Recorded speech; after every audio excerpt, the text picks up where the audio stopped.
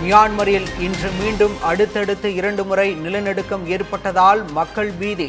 வடகிழக்கு மாநிலமான மேகாலயா, மிசோரமிலும் நில அதிர்வு உணரப்பட்டதாக தகவல்.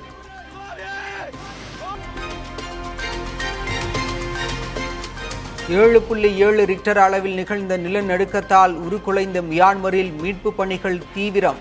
உயிரிழந்தோர் எண்ணிக்கை 1000-ஐ தாண்டிய நிலையில் மாயமானவர்களின் நிலை குறித்து உறவினர்கள் கவலை.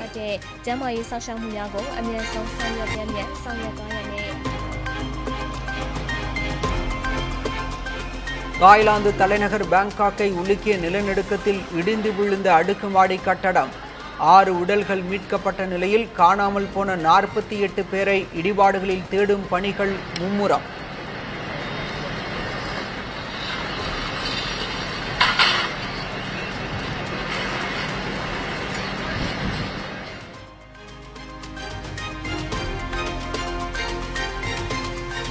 நிவாரணப் பொருட்களை தொடர்ந்து மியான்மரில் மீட்பு பணிகளில் ஈடுபட பேரிடர் மீட்பு குழுவை அனுப்பும் இந்திய அரசு.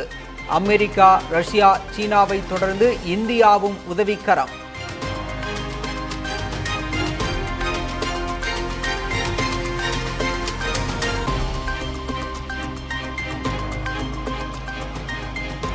தாய்லாந்தில் நிலநடுக்கத்தின் போது நொடி பொழுதில் உயிர் தப்பிய தம்பதி.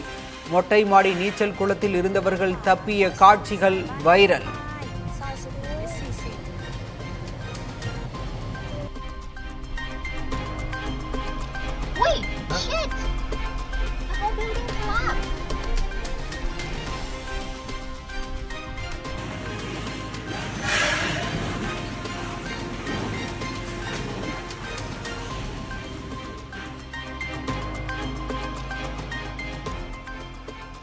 தாய்லாந்தில் நிலநடுக்கத்தின் போது பாங்காக் நகரில் குடியிருப்பின் இணைப்பு பாலம் இடிந்து விழுந்த காட்சி. நிலநடுக்கத்தால் சேதமடைந்த கட்டட இடிபாடுகளில் சிக்கிக் கொண்டவர்களை மீட்கும் பணிகள் மும்முரம்.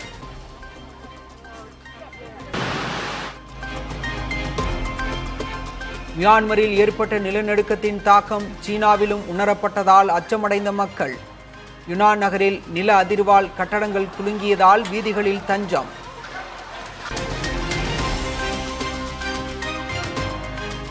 தமிழ்நாட்டில் 2வது இடத்தை பிடிக்க அதிமுகவுக்கும் பிற கட்சிகளுக்கும் இடையே போட்டி. திமுக தான் எப்போதும் முதலிடம் என முதல்வர் மு.க. ஸ்டாலின் பேச்சு.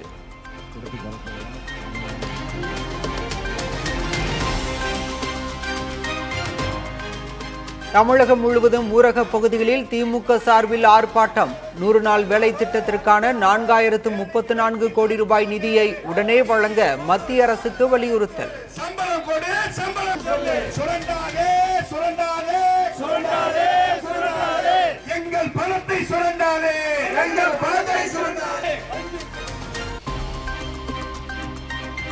தமிழகத்தில் 100 நாள் வேலை திட்டத்தில் திமுக ஆதரவோடு நிதி முறைகேடு நடைபெறுவதாக பாஜக தலைவர் அண்ணாமலை குற்றச்சாட்டு. கடந்த 4 ஆண்டுகளில் ஊரக வேலைவாய்ப்பு திட்டத்தின் கீழ் தமிழகத்திற்கு 39,000 கோடி ரூபாய் நிதி ஒதுக்கீடு விநியோகம் செய்யப்பட்டுள்ளதாக தகவல்.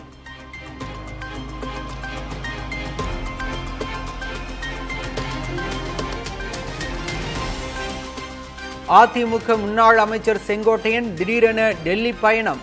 மத்திய அமைச்சர் நிர்மலா சீதாராமன் உள்ளிட்ட முக்கிய நபர்களை சந்தித்ததாக தகவல்.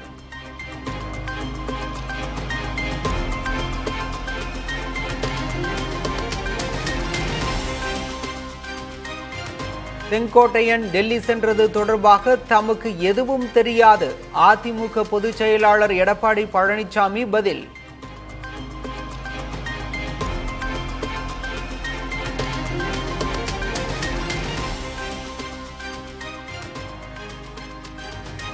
தமிழகத்தில் பாஜக மோடி என கூறி தேர்தல் நேரத்தில் யாரும் வாக்கு கேட்க முடியாது.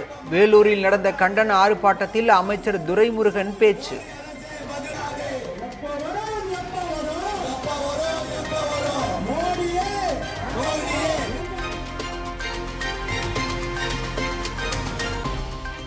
ராமேஸ்வரம் பாம்பன் புதிய செங்குத்து தூக்கு பாலத்தில் ரயிலை இயக்கி அதிகாரிகள் மீண்டும் சோதனை. ஏப்ரல் 6ஆம் தேதி பாலத்தை பிரதமர் மோடி திறந்து வைக்கும் சூழலில் இறுதிக்கட்ட ஏற்பாடுகள் தீவிரம்.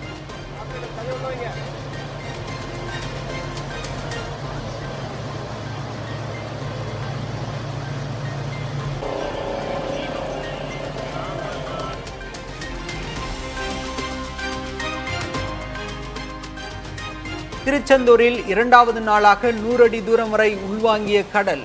அமாவாசையை முன்னிட்டு சாமி தரிசனம் மேற்கொள்ள வந்த பக்தர்கள் புனித நீராட முடியாமல் ஏமாற்றம்.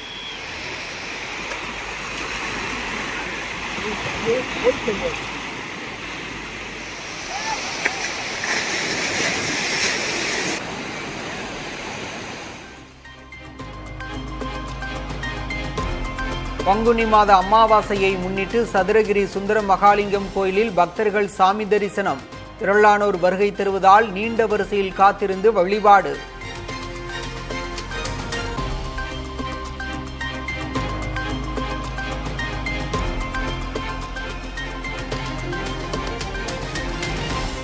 பொள்ளாச்சி பாலியல் வழக்கில் குற்றம் சாட்டப்பட்டவர்களை ஏப்ரல் 5ஆம் தேதி ஆஜர்படுத்த உத்தரவு. விசாரணை நிறைவடைந்த நிலையில் கேள்விகள் கேட்பதற்கு ஆஜர்படுத்த கோவை மகளிர் நீதிமன்றம் ஆணை.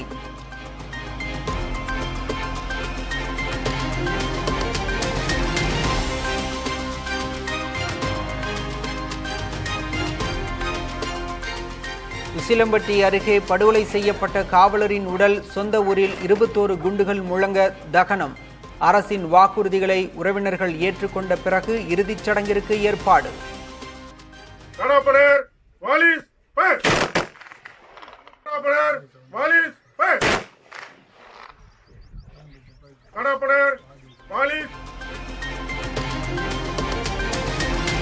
உதகையில் சுற்றுப்பயணம் மேற்கொண்ட டெல்லி துணைநிலை ஆளுநர் வி.கே. சக்சேனா தோடர் இன மக்களுடன் இணைந்து பாரம்பரிய நடனமாடி உற்சாகம்.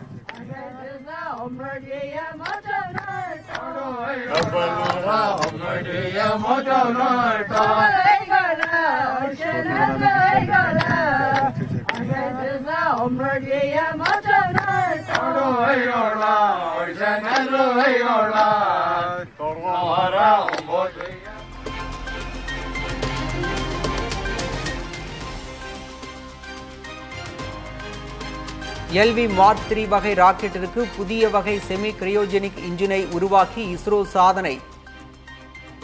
2000 கிலோ நியூட்டன் திறன் கொண்ட இன்ஜின் பரிசோதனை வெற்றி பெற்றதாக அறிவிப்பு.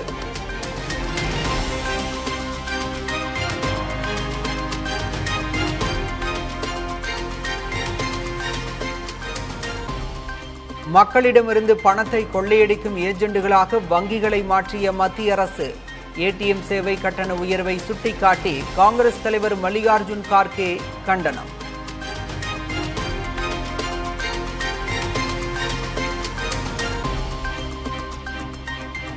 ரயில்வே கவுண்டரில் வாங்கிய ரயில் பயணச்சீட்டுகளை ஐஆர்சிடிசி இணையதளம் மூலம் ரத்து செய்யலாம். மத்திய ரயில்வே அமைச்சர் அஸ்வினி வைஷ்ணவ் தகவல்.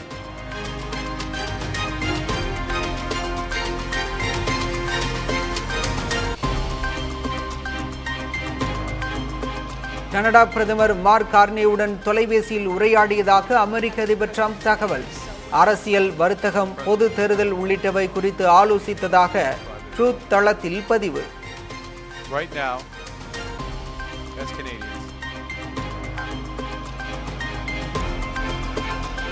அமைதி ஒப்பந்தம் ஏற்பட யுக்ரைனில் இடைக்கால அரசு அமைக்கப்பட வேண்டும் என ரஷ்ய அதிபர் புதின் வலியுறுத்தல்.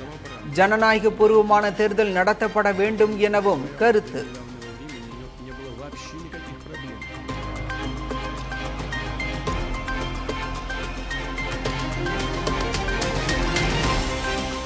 வங்கதேச முன்னாள் பிரதமர் ஷேக் ஹசீனா உள்ளிட்ட 72 பேர் மீது காவல்துறை வழக்கு.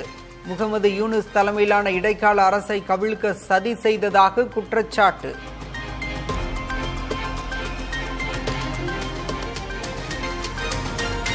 சமூக நீதியை நிலைநாட்டும் அரசாக முழு அர்ப்பணிப்புடன் திமுக அரசு செயல்படுவதாக முதல்வர் மு.க. ஸ்டாலின் கருத்து. தமிழகத்தில் வன்கொடுமை தடுப்பு சட்டத்தின் கீழ் பதிவாகும் வழக்குகளின் எண்ணிக்கை 6 விழுக்காடு குறைந்துள்ளதாகவும் பேச்சு.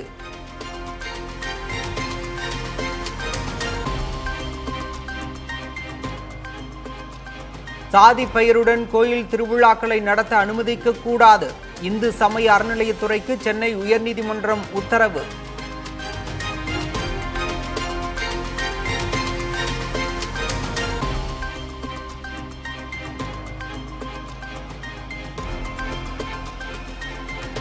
தமிழ்நாட்டின் அடுத்த முதல்வர் பந்தயத்தில் அபாரமான முன்னணியில் மு.க. ஸ்டாலின். சி ஓட்டர் நடத்திய கருத்து கணிப்பில் 2வது இடத்தில் விஜய், 3வது இடத்தில் இபிஎஸ்.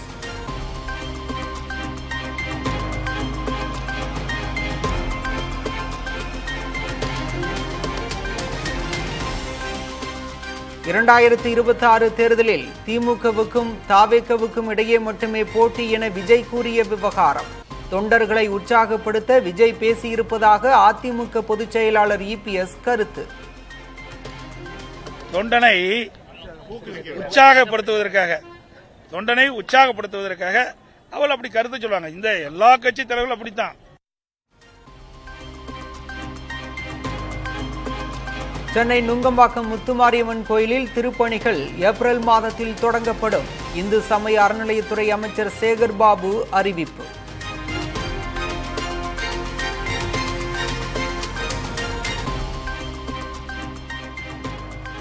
சென்னை சைதாப்பேட்டையில் 2000 பேர் ஒரே நேரத்தில் அமரும் வகையில் பல்நோக்கு மையம் அமைக்க திட்டம். பல்நோக்கு மையம் அமையவிருக்கும் இடத்தில் பொதுப்பணித்துறை அமைச்சர் ஏவ வேலு ஆய்வு.